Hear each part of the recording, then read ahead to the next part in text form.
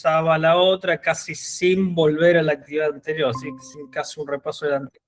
Por eso dice waterfall como una cascada que va cayendo.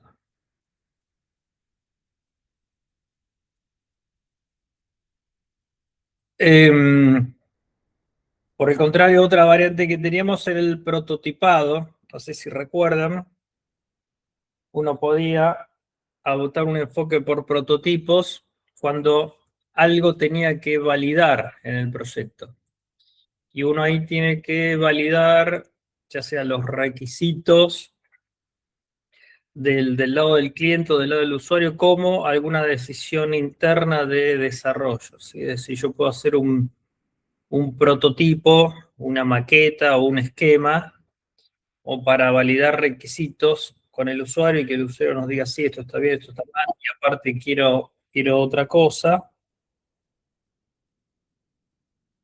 O eh, para validar algún approach técnico interno del equipo de desarrollo. Sí, ok.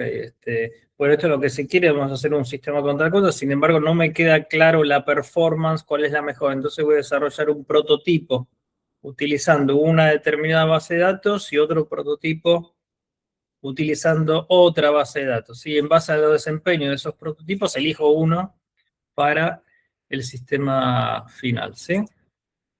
Eh, También no sé si vieron, pero hay una metodología que se llama en espiral. Esa metodología en espiral lo que hace es como gráficamente se puede describir como una espiral ascendente, ¿no? Donde uno permanentemente evalúa riesgos, ¿sí? Eso es, eso es más que importante para proyectos que son muy innovadores. ¿Se acuerdan que la clase pasada hablamos de proyectos innovadores, proyectos que están fuera o son muy distintos a los que se suele hacer? Bueno, en esos casos, como son tan innovadores, bueno, los riesgos de que algo no se entienda, de que algo se vaya de presupuesto o que algo no sea factible técnicamente, hay que evaluarlos permanentemente, ¿no? Para que el proyecto no se vaya del control de alguno de esos aspectos. Recuerden siempre que todas estas metodologías de las que hablamos, ya sea prototipo, ágiles, cascada, evolutivo incremental, todas las que vieron el año pasado, todas ellas las tienen que conocer y tienen que seguir la que más se adecúa al proyecto que tienen entre manos, ¿sí? Es decir, nosotros como profesionales tenemos que elegir, tenemos que tener todos esos conocimientos de los procesos como una caja de herramientas, ¿no? Y dependiendo del problema sacamos la herramienta adecuada, ¿sí? Es decir, si tengo que clavar un clavo, bueno, saco el martillo. Si tengo que cortar una madera, saco el serrucho, ¿sí?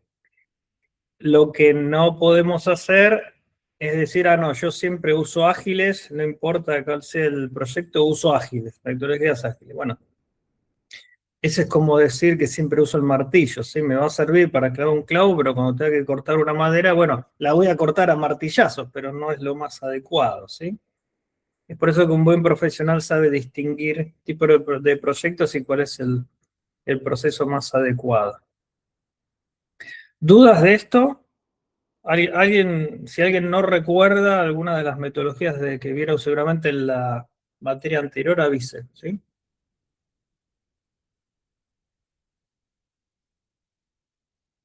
Bueno, asumo que el silencio es un... ¿Entendí todo?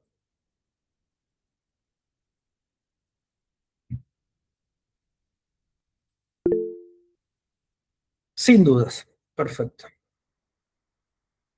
Bueno, eh, entonces, ahora vamos a entrar a la última P. Entonces ya vimos tres de las P's que el responsable de un proyecto tiene que tener en cuenta y tomar decisiones al respecto, ¿sí? Dependiendo de las características del producto, toma una serie de decisiones. Dependiendo de las características del personal o el personal que necesita, toma decisiones y ahora lo vemos con respecto al proceso. Ahora bien, Ahora entramos a la P de planificación o el proyecto propiamente dicho, ¿sí? Esta P va a tomar muchas de las decisiones que se hicieron con respecto a las otras P's. Esto de las P's es una forma de ordenar la teoría y una forma de poner los conceptos, de encuadrar los conceptos, ¿no? Que cuando uno agarra un proyecto de verdad no anda con, bueno, la primera P, la segunda P, etcétera, ¿sí? Se entiende eso, ¿no? Entonces vamos ahora a lo que es la planificación propiamente dicha. En la planificación propiamente dicha va a terminar con lo que es un diagrama en general, pero puede ser hecho de cualquier cosa, donde se van a representar actividades, tiempos y responsables, ¿sí? Finalmente, cuando yo termine la planificación, voy a terminar con un gráfico, un documento, o lo que considere más adecuado, donde me va a decir, bueno, para llegar a este proyecto hay que hacer la tarea 1, la tarea 1 empieza tal fecha, termina tal otra fecha, la va a hacer Juancito o el equipo de Juancito y tiene asignado, además de tal fecha a tal fecha, tanto tiempo dentro de esa fecha, es decir, puedes trabajar a medio tiempo parcial, 4 horas, 8 horas o 12 horas, depende. La desregulación laboral nunca se sabe. Y así por cada una de las actividades y así con el conjunto de actividades que me lleva a terminar el proyecto, ¿sí? Y cada una de las actividades tiene tanto dinero alocado en lo que respecta a sueldos, infraestructura necesaria, licencias de software, etcétera, etcétera. Hasta ahí me siguen, ese debería ser el resultado más importante de lo que es la planificación y además una serie de decisiones ya preanalizadas con respecto a varios aspectos, ¿sí? Ahora vamos a hablar de esos aspectos. Hasta ahí me siguen, ¿no? Si no me preguntan, ¿sí? ¿Está bien? Bien. Entonces, con respecto a la planificación, uno de esos aspectos que se van a ver reflejados en lo que es el documento final del plan es el análisis de riesgos, ¿sí? Más allá de lo que les dije antes de la, el proceso que analiza riesgos permanentemente, en todo proyecto se hace un análisis de riesgos inicial. Y se identifican los riesgos que podrían producirse en el proyecto, ¿sí? Entonces, ¿cuáles son los riesgos que podrían producirse? Bueno, esto depende un poco de en qué lugares lo estoy haciendo, con qué gente lo estoy haciendo, en qué lugar geográfico me refiero, ¿sí? Cuando yo trabajaba en México, una de las cosas que había que prever, y ya no se trabajaba tanto en la nube, sino que se trabajaba más on-premise, o sea, en centros de cómputo locales, una de las cosas que podía suceder en la operación era un terremoto, ¿sí? Entonces ese era un riesgo que había que calcular, o sea, no se podía impedir que el terremoto suceda. El terremoto o cualquier tipo de sismo menor que provocara que el centro de cómputo se moviera y que por algún motivo dejara de funcionar. ¿Sí? No se imagine que tiene que ser una catástrofe épica, ¿no? Sino un leve sismo era suficiente, ¿no? Y en la Ciudad de México no les digo que es común, pero suele suceder. Bueno, en el caso de que se produzca ese riesgo, bueno, lo que uno, por cada uno de los riesgos, lo que calcula es la probabilidad. Bueno, ¿qué probabilidad hay que se produzca este riesgo? ¿Sí? De 0 a 1. De 0 a 1 estricto, ¿no? Si la probabilidad es 0, bueno, entonces no es un riesgo porque nunca se va a producir, ¿sí? Y si la probabilidad es 1, o si lo quieren poner en vez de 1, lo quieren poner 100%, es lo mismo. Bueno, no es un riesgo, es un hecho, ¿sí? Así que es entre 0 y 1, o 0% y 100% estricto, ¿sí? Sí, claro, no son los riesgos internos. Peterson, perdón. Peterson. No, sí, son todos los riesgos que pueden afectar a tu proyecto y hay muchos externos, ¿sí? Bueno, este externo es el típico, que a todos les gusta, bueno, porque si se produce un sismo, tiene tal probabilidad de sismo, bueno, pero ¿qué es el análisis sísmico? ¿Para qué me sirve? Bueno, si se produce un sismo, ¿qué es lo que tengo que hacer? ¿Qué tengo predefinido?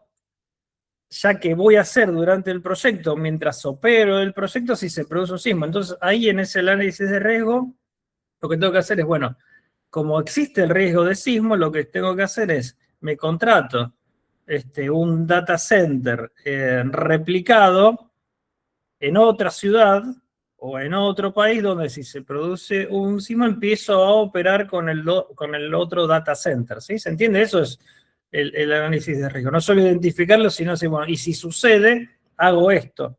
¿Para qué se hace eso al principio? Bueno, para no andar pensando qué se hace en medio de un sismo, y dos, para tener las decisiones y ya las contrataciones hechas de entrada, ¿sí?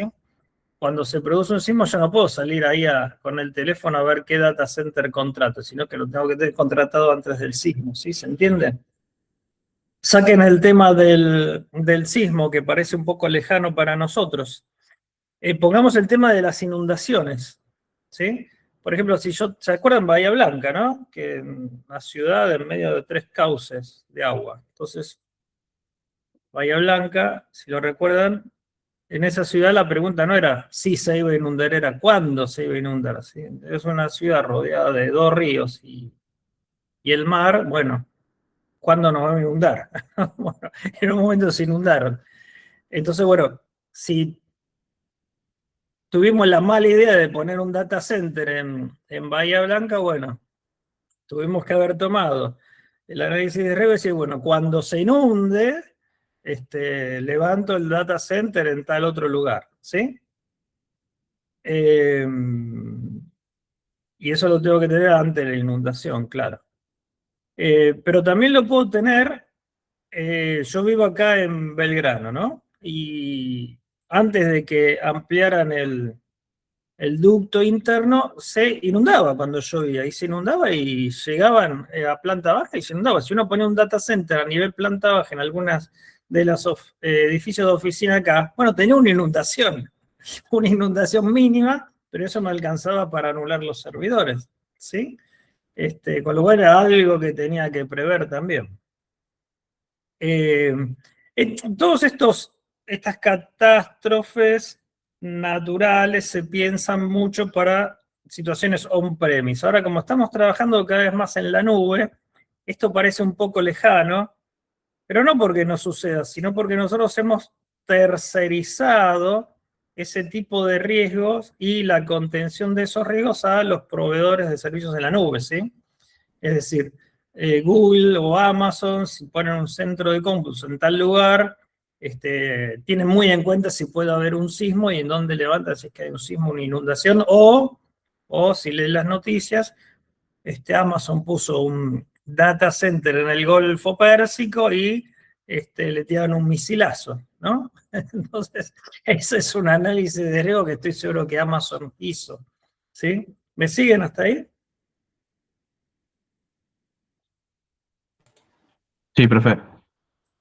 Joya. Bueno, ahora bien, vamos un poquito a riesgos un poquito más cercanos a nosotros, pero todavía externos al proyecto.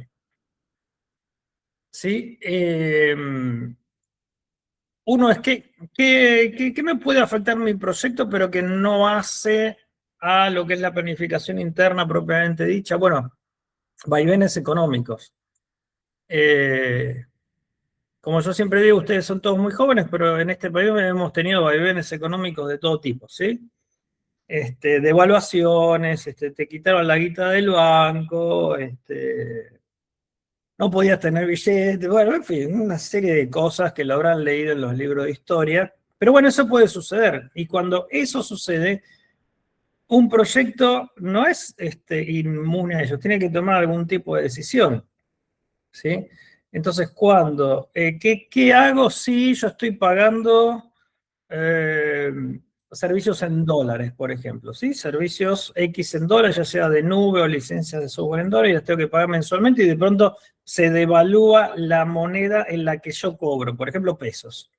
¿Sí? Yo cobro en pesos un fee y mi ingreso es en pesos y yo pago a los empleados en pesos. Pero hay distintas cosas que pago en dólares. Bueno, si se devalúa la moneda abruptamente, esos pagos de servicios me van a salir muchos más pesos, ¿sí? ¿Se entiende? Entonces, bueno, ¿qué hago en esas situaciones? Lo tengo que tener pensado y asignarle una probabilidad al riesgo de devaluación, por ejemplo. Y uno puede decir, bueno, pero eso es medio externo a mi, a mi proyecto. Sí, claro, pero te va a pegar a tu proyecto. Perdón que acá tengo alguna pregunta. Bueno, después, si pasa el data center, acá depende mucho.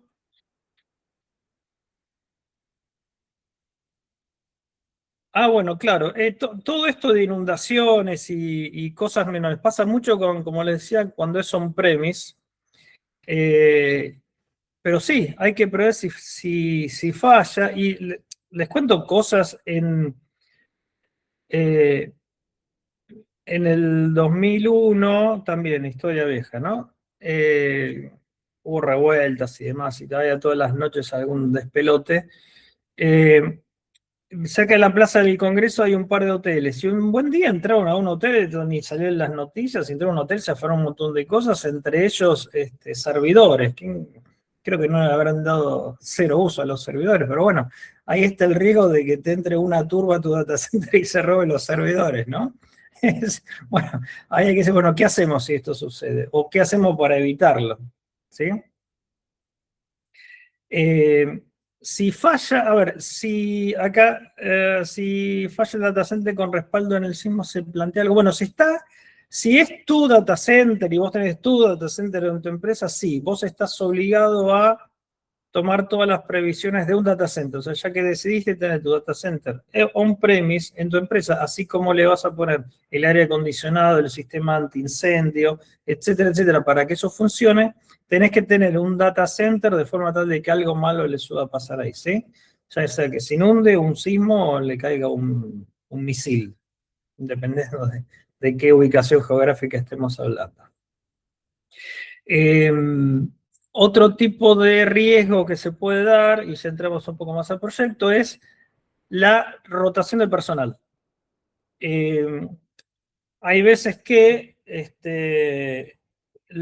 bueno, hay veces, últimamente, durante mucho tiempo, los recursos son escasos, ¿sí? Es decir, la universidad no llega a tiempo de generar todos los profesionales en informática, por ejemplo, que se necesitan en el país. Con lo cual, las empresas van tomando y yo puedo tener rotación de personal. ¿Sí? Rotación de personal que cuando va rotando, pero no va rotando porque yo quiero, sino que va rotando porque alguien se fue, renunció, consiguió otro trabajo y yo lo tengo que reemplazar y poner a otro. ¿Sí? Cuando eso sucede, no está bueno, a menos que el que se vaya sea un tipo que no sabía y medio problemático, a menos que sea así, tengo un problema, porque generalmente el que no sabe y el problemático no se va nunca porque no lo quiere nadie, y el que se va es el bueno, ¿sí? Entonces, como se van buenos recursos, yo los tengo que reemplazar con otros recursos, que todavía no sé si son buenos o malos, por más que hayan pasado la siguiente entrevista, pero por lo menos los tengo que capacitar para que llegue al nivel del que se fue, ¿no? Entonces, es una rotación de personal, lo que podría provocar es un retraso en el proyecto. ¿Sí? Si se me van 2, 3, 5, 10 tipos claves, sí, ok, los voy a reemplazar porque tengo el presupuesto para reemplazarlos, pero eso implica que o se degrade el avance del proyecto o se haga más lento, ¿no? Bueno, ¿qué podría hacer para que no se vaya el personal? Bueno, las empresas hacen una serie de opciones, algunas son buenas, otras son medias pavas, de que el recurso se sienta cómodo de venir a trabajar a mi proyecto y no a otro proyecto, ¿no? Es decir, no sé, desde que le pongo mesas de ping-pong y esas cosas que me parecen un poco superficiales, a que le pago un poco más, que eso me parece lo más interesante.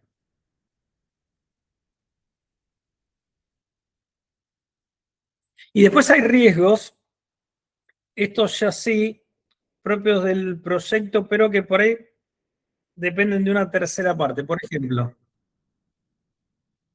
claro, cambio el café torrado por tostadas. Claro, sí, sí, siempre sirve. Sí, sí, un profesional va a evaluar el tipo de café. A ver qué café me ofrece cada empresa, a ver a dónde voy. Después hay cosas que sí debo tener en cuenta. Bueno, cuando el avance depende de aprobaciones externas, por ejemplo, del cliente o de algún ente gubernamental, ¿sí? Bueno, el cliente más o menos lo puedo ubicar en el cronograma, pero si yo estoy haciendo un desarrollo y tiene que ser aprobado por el ente certificador del gas pampeano, para decir cualquier cosa, bueno, esos entes en general no se atienen muchos a cronogramas, ¿no? Con lo cual, ahí hay un riesgo de que se retrase esa aprobación y me retrase mi proyecto, por ejemplo, ¿no? Entonces, bueno, ¿qué hago? Si eso sucede, ¿qué hago?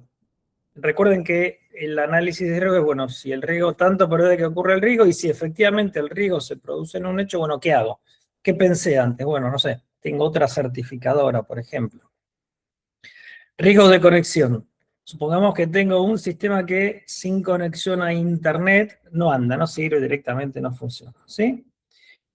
Bueno, si se corta internet, estoy en la Patagonia, ¿sí? Estoy en una región de la Patagonia, región andina de la Patagonia, en el medio de Chubut. Menciono esto porque conozco el caso. Bueno, se corta internet. ¿Qué hago? ¿Cuántos proveedores de internet tengo? Bueno, realmente uno. Tal vez pueda conseguir un segundo. Bueno, ¿qué hago si eso sucede? ¿Sí? Tengo que tener algo previsto. ¿Sí? Así que bueno, ese es un análisis de riesgo que es necesario hacer en la planificación. Como siempre les digo, todo esto depende de la envergadura del proyecto, ¿sí? Si ustedes están haciendo un proyecto con un amigo, como siempre digo, para llevarle el stock a la ferretería de la esquina, y bueno, tal vez el análisis de riesgo no requiera todo esto, ¿sí? ¿Sí? ¿Se entiende hasta ahí? Sí, profe, entiende. Bien. Otro de los análisis que hay que hacer es el análisis de factibilidad. Y esto se hace al principio del proyecto, no se hace nunca en el medio, y que es algo tan simple como decir, bueno, ¿es factible hacer este proyecto? O sea, ¿es posible o no? ¿Y en base a qué decido si es posible? Bueno, me pidieron poner un cohete a la luna. ¿Es factible? Sí. Ah, sí, pero tenés este presupuesto y lo hacé con estos dos pibes. No, no es factible. No va a andar. O sea, ni lo empecemos porque no va a andar. ¿Sí? Lo peor que podría hacer es empezar ese proyecto y a los 2 meses decir, che, creo que no va a ser posible. ¿Sí? Entonces, bueno, tengo que ver, bueno, lo que me están pidiendo es técnicamente factible. ¿Se puede hacer técnicamente? ¿O es una investigación de avanzada? Que no sé en qué va a resultar. ¿Sí? Digamos, quiero ponerme un chip en el cerebro para hablarle telepáticamente a mi perro. Qué bueno. ¿Se puede hacer eso? ¿O requiere investigaciones científicas que están fuera del alcance de mi proyecto? Bueno, no, requiere eso. Bueno, entonces no es posible. No te puedo dar un cronograma con respecto a eso. Otro aspecto importantísimo, son obviedades, ¿no? Pero si ustedes vieran la cantidad de proyectos que se inician y después se dice, no, pero esto no era factible desde el inicio, se sorprendería, ¿no? No sé si hacerlo, pero aprendo. Eso está buenísimo, siempre y cuando que haya una empresa dispuesta a gastar dinero en un proyecto que no se va a llevar adelante. De esas hay pocas empresas, ¿eh? Es más, no hay ninguna. Si lo hacen es porque nadie les dijo antes no se va a poder llevar adelante. Otro tema importante es, además de la factibilidad técnica, el dinero. ¿Sí? O sea, hacer esto requiere tantos millones de dólares. No existe ese presupuesto. Bueno, listo. No es factible. O sea, lo que querés gastar o el presupuesto que tenés para hacer esto no alcanza lo que se necesita. Bueno, no es factible, no es viable. O sea, no lo empecemos porque no va a andar. O sea, se va a gastar dinero y no se va a terminar. ¿Sí? Bueno, ¿es factible desde el punto de vista del equipo de desarrollo? Tenemos que hacer un sistema que se pueda hacer, que no requiere investigación científica, pero requiere gente muy capacitada. Y yo tengo un equipo de malos profesionales, troncos no actualizados. ¿Es viable? No, con este equipo no es viable. ¿Está dispuesto a renovar el equipo? No, listo, no lo empecemos porque no va a terminar. ¿Sí? Así que esas viabilidades son importantes, ¿sí? Insisto, algunas de las cosas parecen obvias, pero tengan en cuenta que se inician proyectos muchas veces sin hacer este análisis, ¿sí? Por ahí son menos claros o que lo que estoy explicando, ¿no? Porque a los efectos didácticos les meto situaciones límites, pero se da, ¿sí?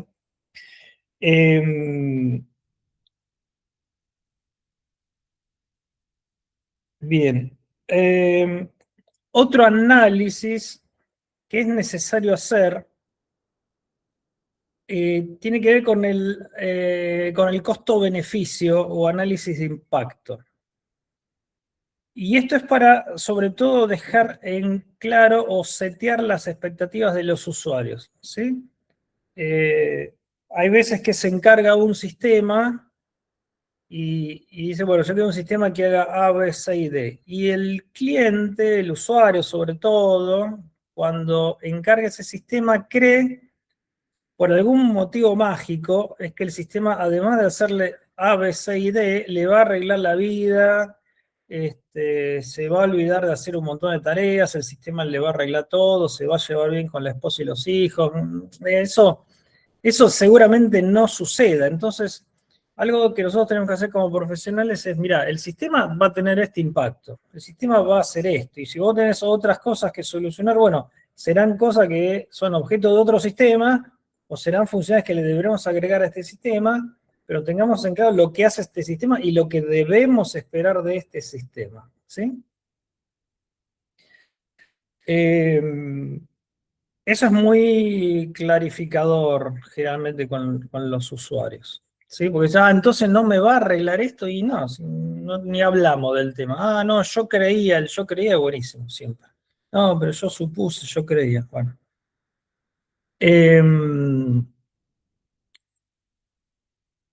Bueno, entonces, desde el punto de vista de la planificación, suponiendo que hice el análisis de factibilidad y me da que el sistema es factible. En cuanto a dinero, en cuanto a plazos, perdón, creo que en la factibilidad me olvidé el eje del plazo. Este también es obvio, ¿sí? O sea, ¿querés hacer tal sistema? Sí, ¿en cuánto tiempo? En un mes. No, este sistema lleva un año, en un mes no es posible, listo. No lo empecemos porque el mes no va a estar terminado, ¿sí? Entonces, bueno, cuando hicimos el análisis de factibilidad o viabilidad, y el sistema es viable en cuanto a dinero, innovación, plazos, etcétera, bueno, ya tengo un avance. Si hice el análisis de riesgo, bueno, ya más o menos tengo otro avance. Tengo que hacer el análisis económico-financiero, ¿sí? ¿Qué significa el avance económico-financiero? Acá, lamentablemente, nosotros nos falta un poco de formación económica financiera en la carrera, pero bueno, ese es otro tema. Generalmente los proyectos duran meses, ¿sí? Y en general nosotros cuando empezamos un proyecto, de la universidad nos decíamos, ¿y cómo o nadie siquiera tiene en cuenta, bueno, ¿y cómo se le paga al equipo que está desarrollando el proyecto? ¿Sí? Claro, sí, se le paga en un depósito en la cuenta bancaria. Sí, que bien, bueno. ¿Y de dónde sale ese dinero? ¿Sí? Y ese dinero lo tengo todo junto al principio, me va llegando de a poco, ¿me llega de dónde? ¿Sí? ¿Me cae del cielo? No. Bueno, lo saco de una cuenta. ¿De qué cuenta? ¿Me ingresa regularmente? Si lo tengo todo al principio y voy pagando de a poco, ¿qué hago entonces con el monto que no uso? ¿Sí? Tengo que solicitar servicios, contratar servicios. Bueno, los contrato al principio, al final, en el medio. ¿Qué hago con todo eso? Bueno, ahí necesito un análisis económico financiero por cada semana del proyecto. Y eso quiere decir, bueno, en cada semana del proyecto, ¿qué voy a gastar? ¿Cómo lo voy a gastar? ¿Y cuáles son mis fuentes de ingreso? Si puedo tener una fuente de ingreso que es la más fácil, que es, bueno, la empresa, la corporación, la consultora, pone un monto inicial y yo voy administrando ese dinero, o se le requieren al cliente, se le requieren pagos parciales iniciales antes de que termine el proyecto, así yo voy bancando económicamente el proyecto, ¿sí? En general, eso se suele hacer y no se suele hacer que, bueno, cuando termine el proyecto el cliente me paga todo, no. Se suelen hacer pagos parciales, incluso pagos por adelantado, ¿no? Bueno, eso como responsable de un proyecto también soy responsable de que el dinero alcance para el proyecto. Entonces eso lo tengo que tener clarísimo, ¿sí? ¿Preguntas hasta ahora?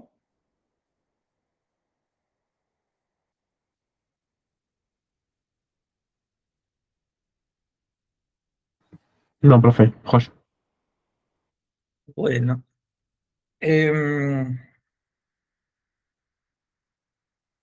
Bueno, si logré hacer todo eso, ya como que en medio tengo un proyecto que va queriendo, por así decirlo, ¿no?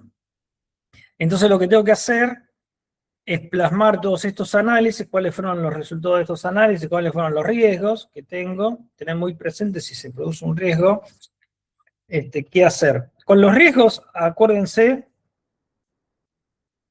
que lo mejor de un riesgo es cuando no se vuelve un hecho, ¿sí? O sea, puedo tener una matriz de riesgo buenísima y lo mejor que puede pasar es que ningún riesgo se produzca, ¿sí? Así que no pase nada. Bueno, eso sería el mejor de los casos. Pero nosotros siempre tenemos que planificar para el peor de los casos. Es decir, que de los 10 riesgos, por ejemplo, que identificamos, se produzcan los 10.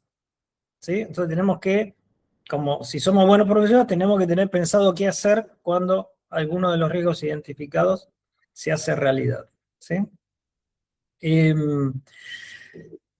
Lo que queda ahora es definir el diagrama o el esquema que les decía al principio, que es una herramienta que voy a tener que tener actualizada a diario, que es la relación entre actividades, responsabilidad de esas actividades, fechas de esas actividades, ¿sí? Y eso se suele diagramar en un diagrama que se llama Gantt, con doble T. Igual esto lo vamos a repasar la semana que viene, ¿sí? No sé si alguien vio un diagrama Gantt, se puede hacer con distintos tipos de aplicaciones, el más común hoy en día es el Microsoft Project, y el diagrama Gantt es un eje XY, donde las ordenadas son las actividades y las abscisas es el tiempo, ¿sí? Y dentro de ese tiempo pongo también los responsables. Yo les voy a mostrar algún diagrama, déjenme que busque un diagrama cualquiera, un proyecto viejo.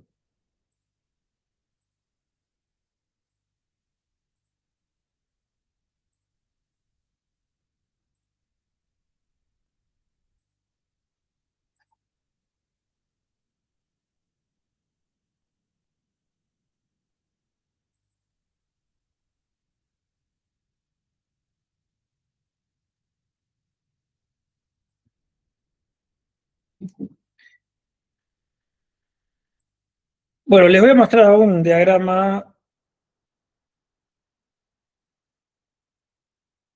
de un proyecto que ni está vigente, pero simplemente para que tengan idea de qué estoy hablando, ¿sí? ¿Lo ven ahí? Ahí sí, profe. Bueno, este es un diagrama Gantt. Esto es el Microsoft Project, esta es la aplicación Microsoft Project. Y ustedes ven acá que este es el eje de las ordenadas de la CID, donde tengo un montón de actividades. Y son las actividades que se van a llevar a cabo en un proyecto, ¿sí? Ustedes ven acá un montón de actividades. Y esta es el WBS, que es Work Breakdown Structure, o estructura de actividades, si le quieren decir, que tengo actividades indentadas. Cada una de ellas tiene una duración estimada. Cada una de ellas tiene, lo ven acá, ¿no? Una fecha de comienzo y una fecha de fin. Y cada una de ellas tiene cuáles son los responsables de hacerlo. Estas son las iniciales de los responsables. Y eso Esto, por supuesto, después se puede imprimir, todo muy lindo, ¿no? Y eso se refleja gráficamente acá en la línea del tiempo, no sé si lo ven, que es una actividad, empieza a tal fecha, ven, esta es la línea del tiempo, empieza a tal fecha, termina a tal otra fecha, y yo cuando está completada le digo, bueno, está completada al 100%, o si no está completada a otro porcentaje, ¿no? Acá vemos otros porcentajes, 90, 97. Bueno, es un proyecto que más o menos terminó relativamente bien. Acá tengo cosas que no se han empezado, tengo milestones, que son estos rombitos acá, ¿no? Bueno, esto es un diagrama Gantt, tengo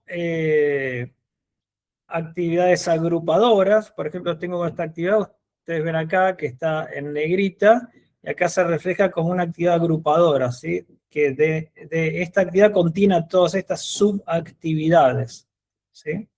Y esta actividad se termina cuando se terminan todas sus subactividades, ¿sí?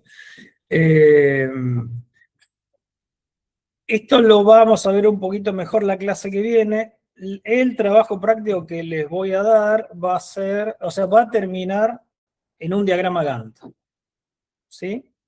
Pero bueno, les quería decir que esto es un diagrama Gantt. No sé si ya lo habían visto en otra materia o no lo habían visto.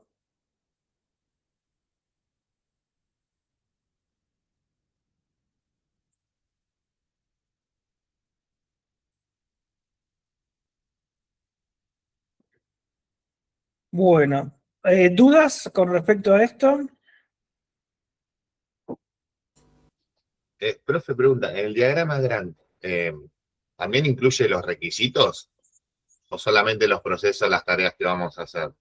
No, solamente las actividades. Los requisitos se suelen escribir en algo, ¿sí? Que puede ser un documento Word o en una herramienta que haga tracking de requisitos, pero en general son dos cosas distintas, ¿sí? Por ejemplo, yo puedo tener el documento Word, que es una especificación de requisitos, bueno, quiero el requisito A, B, C y D, y los describo con lujo de detalles, ¿sí? Y en el diagrama Gantt, a lo sumo lo que voy a tener es la actividad donde diga, bueno, desarrollar requisito A, otra actividad, desarrollar requisito B, y otra actividad, desarrollar requisito C. ¿Sí? Donde desarrollar requisito A va de tal fecha a tal fecha y el responsable es tal persona. ¿Sí? Ok. También puedo, dependiendo de cómo me convenga agrupar y hacer el seguimiento de tareas, puedo tener, bueno, una sola actividad que sea desarrollar requisitos A, B y C, ¿sí? Sin necesidad de hacer una apertura por cada uno de los requisitos. Eso lo voy viendo en base a la envergadura de los requisitos que tenga y cuán manejable es el sistema que tengo entre manos, ¿sí? ¿Se entendió? Sí, profe, sí. Bueno.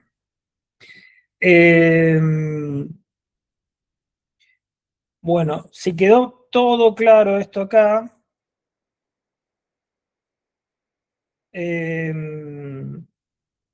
yo la semana que viene les voy a dar un cierre de la presencial, como para ver esto y también cómo se arma ese o cómo iniciar el armado de ese WBS, la W larga S, que es esa apertura de actividades que está a la izquierda del diagrama Gantt, ¿sí? Y después cómo se hace la estimación de tiempos para que uno diga, bueno, va de tal a tal fecha aproximadamente. Sí, ahí me voy a adelantar a algunos temas que vamos a ver durante el cuatrimestre. Bueno, ¿dudas de esto? No, profe, de la explicación no. Del trabajo práctico va a ser eh, en grupo o individual. No sé todavía. Generalmente cuando lo hago en grupo, hay, no sé, grupo de dos, hay uno que trabaja y el otro mira y eso se nota en el final, ¿no? Sobre todo porque es final oral. Y en el grupo de cuatro, bueno, uno trabaja y los otros 3 no. Así que no sé, lo voy a decidir pronto, ¿sí?